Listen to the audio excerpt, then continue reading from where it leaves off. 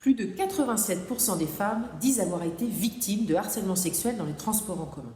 Ce chiffre est le reflet d'une réalité inacceptable. Ces situations ont des conséquences réelles sur le quotidien des femmes. Cela suscite de la peur, du stress, de la colère et peut affecter de manière irréversible la vie des femmes.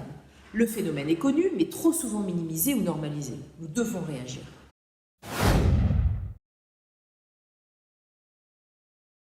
Le président de la République a fait de l'égalité femmes-hommes la grande cause du quinquennat.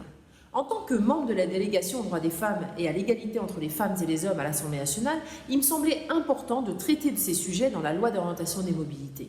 J'ai donc défendu plusieurs amendements sur ce sujet.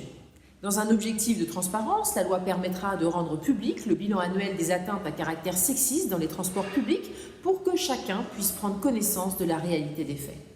J'ai également proposé un amendement visant à renforcer les obligations d'action, de formation à destination des agents des services de transport en matière de prévention des violences et des atteintes à caractère sexiste.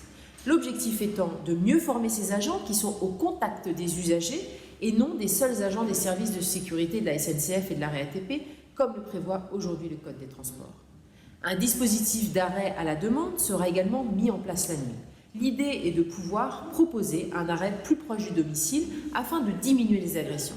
Cela a été expérimenté à Bordeaux, les résultats sont très positifs, il est donc intéressant de le généraliser à l'ensemble du territoire. 9 femmes sur 10 sont victimes de harcèlement dans les transports en commun. Ce chiffre est trop important pour que nous continuions sans rien faire. C'est une réalité à laquelle nous devons faire face. C'est pourquoi, je l'espère, ces mesures que j'ai souhaité porter dans ce texte permettront d'améliorer concrètement le quotidien des femmes dans les transports.